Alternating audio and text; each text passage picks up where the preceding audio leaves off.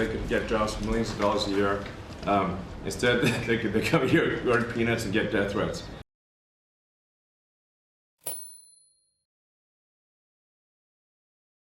There are in the federal government around 4.6 million credit cards for around 2.3 to 2.4 million employees. This doesn't make sense. The case of fraud was with the Small Business Administration, where they were handing out $330 million worth of loans to people under the age of 11. I think the youngest, Kelly, was a 9-month-old who got a $100,000 loan. It's a very precocious baby we're talking about here. To add to it, it's 300 million under the age of 11 and over 300 million to over the age of 120. Small business loans. Correct. Yes. The reason this is happening is because the two systems are not talking to each other. Yes. And so you don't know at the Small Business Administration that you're giving a loan to a 9-month-old, which happened in one case, because you're not cross-referencing that with the Social Security Administration data that has birth dates. So that very, very simple fix eliminates tremendous fraud.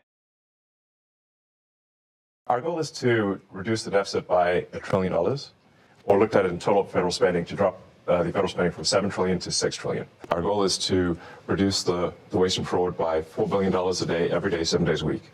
And so far, we are succeeding. Let's be very clear. What's happening right now in Social Security is a benefit cut. Fewer people will get benefits because of what they've done. This is another way of killing Social Security, plain and simple. The Trump administration has taken many steps to undermine Social Security. They are working to sabotage Social Security from the inside. They want to hollow out the essential functions that the government has performed and then say, oh my goodness, we've got to get some private contractors in. The two improvements that we're trying to make to Social Security are helping people that legitimately get benefits, protect them from fraud, and also make the experience better. At Social Security, they get phone calls every day of people trying to change direct deposit information.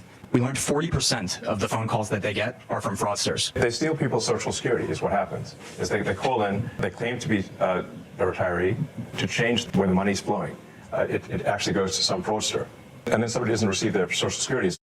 Social Security will not be touched. It'll only be strengthened. We have people that shouldn't be on, and those people we have to weed out. Most of them, or many of them so far, have been illegal immigrants. They shouldn't even be in the country.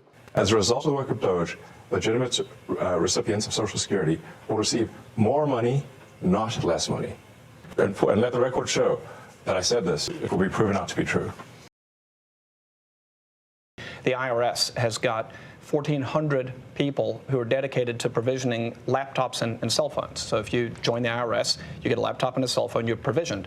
So if each of those IRS officers or employees provisioned 2 employees per day, you could provision the entire IRS in a little more than a month. So 12 times a year, you can re-provision. It doesn't make any sense. Why would you have 1,400 people whose only job it is to give out a laptop and a phone?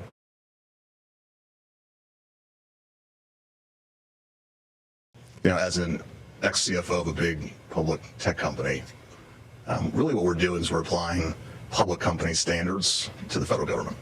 So the reason that departments can't pass audits is because the payments don't have a categorization code. You've got comment fields that are also blank, so you don't know why the payment was made. And then we've got this truly absurd, a do not pay list, which can take up to a year before an organization get on the do not pay list. And this, we're talking about terrorist organizations, we're talking about known fraudsters, known aspects of waste, known things that do not match any congressional appropriation. It can take up to a year to get on the list, and even once on the list is not used. There's a $500 billion of fraud every year. There's hundreds of $billions of improper payments, and we can't pass an audit. If I was a public company CFO, I would effectively be removed. I couldn't file financial statements. I couldn't issue securities, which of course we depend on. Can't pass an audit. Under the Biden administration, there was no departmental oversight within the Department of Interior whatsoever. None. We are now reviewing every single contract, every single grant.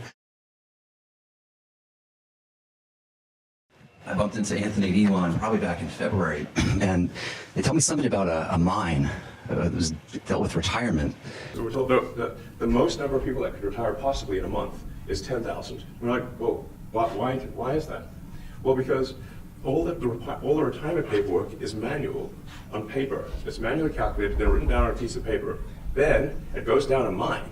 I'm like, what do you mean a mine? Like, yeah, there's a limestone mine where we store all the retirement paperwork. And you look at a picture of this mine. We'll post some pictures afterwards. And this mine looks like something out of the 50s because it was started in 1955. So it looks like it's like a time warp. And then the speed, the limiting factor is the speed at which the mine shaft elevator can move determines how many people can retire from the federal government. And the elevator breaks down and sometimes, and then nobody can retire. Doesn't that sound crazy? There's like 1,000 people that work on this.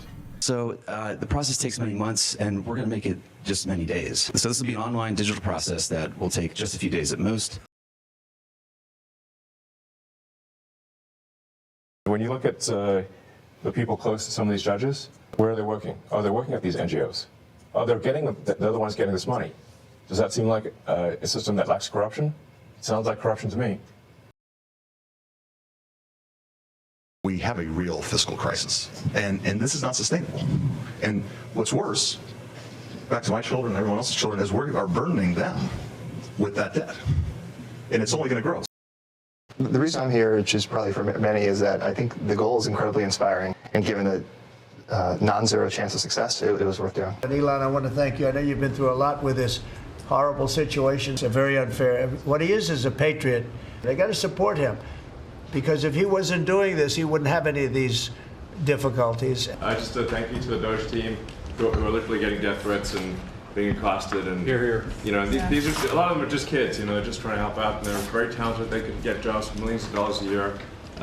Instead, they come here, earn peanuts, and get death threats. So thanks to the DOGE team. Thank you. I was running 5 businesses in Houston, and I left that. I left great people to do this. I feel like this is me giving back to the country. If we don't do this, we're sunk. Unless this exercise is successful, the ship of America will sink. That's why we're doing it.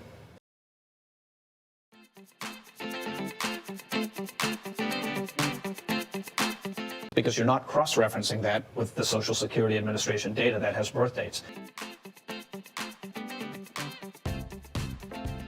We have people that shouldn't be on, and those people we have to weed out. And let the record show that I said this. It will be proven out to be true.